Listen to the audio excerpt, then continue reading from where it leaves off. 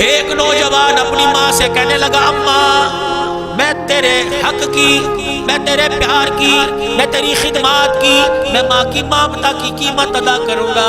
اماں کہنے لگی پترا رہنے دے، ماں کا حق تو نبی بھی ادا نہیں کر سکے۔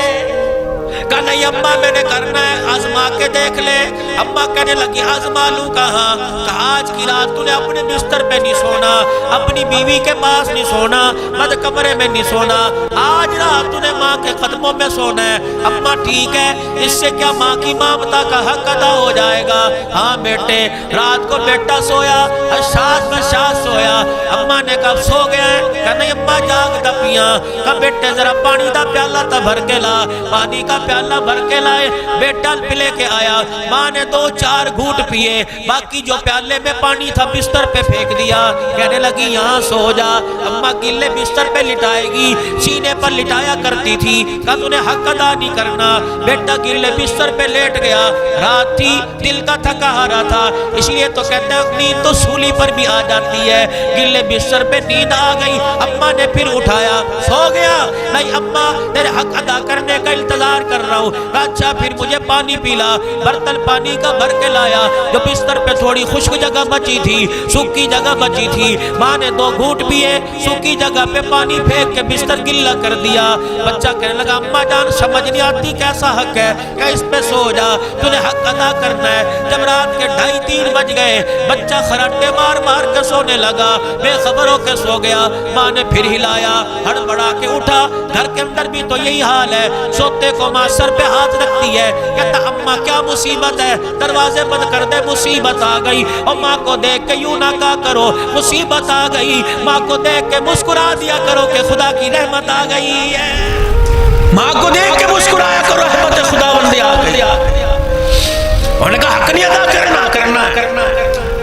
تیسری مرتبہ ماں نے اٹھایا، غصے میں بکھلا گیا۔ کہ اماں حق دی گل کر دی پئی ہے، سومن بھی دیں گی کہ نہیں؟ کہا نہیں بیٹے تو نے آج حق ادا کرنا ہے۔ اماں ٹھیک ہے پھر بتا، میں سوتا کوئی نہیں۔ کہ پانی کا برتن بھر کے لا۔ چوتھا پھیرا پانی کا برتن بھر کے لایا۔ اماں نے پیا، پینے کے بعد بستر پہ نہیں پھینکا، چرپائی پہ نہیں پھینکا، بچا ہوا پانی بیٹے کے خشک کپڑوں پہ پھینک دیا۔ کپڑے بھی گلے، بستر بھی گلا۔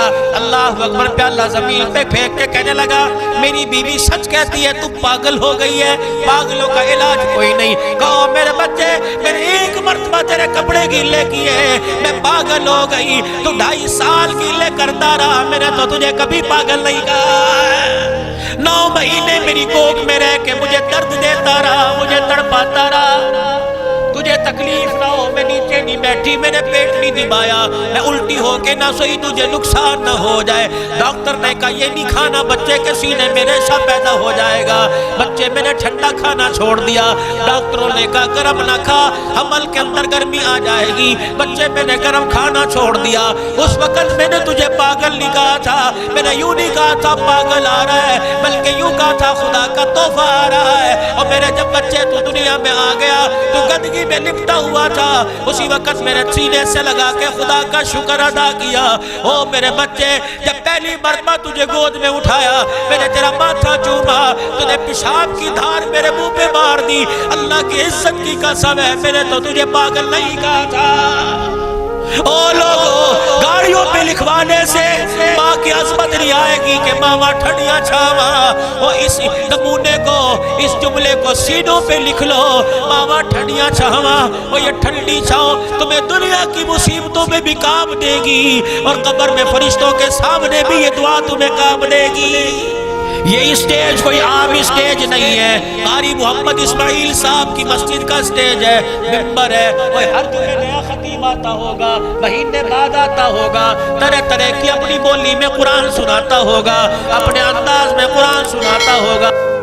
میں بھی آیا جو پچھلے جمعے آپ کو پیغام ملا، وہی پیغام میں دے کے جا رہا ہوں جو قاری مولانا اسلم سلمی صاحب نے پیغام دیا، جو مولوی صاحب نے پیغام دیا، جو نعت خان نے پیغام دیا، جو قاری صاحب نے تلاوت میں پیغام دیا، وہی پیغام دے کے جا رہا ہوں۔ او لوگو دنیا 4 دن کی ہے، آخرت بہت لمبی ہے، آخرت دنوں پہ، سالوں میں، مہینوں میں ختم نہیں ہوگی۔ نہ یقین آتا مر کے دیکھ لے، دنیا کی زندگی 70 سال میں ختم ہو جائے گی اور آخرت کبھی نہیں ختم ہوگی۔ 70 سالہ زندگی کے لیے مکان بنا رہے ہیں، گاڑیاں بنا رہے ہیں، پیسہ جمع کر رہے ہیں، جو زندگی کبھی ختم نہیں ہوگی۔ ایمانداری سے بتاؤ اس زندگی کے لیے آپ میں کیا بنا کے قبر میں لے کے جا رہے ہیں؟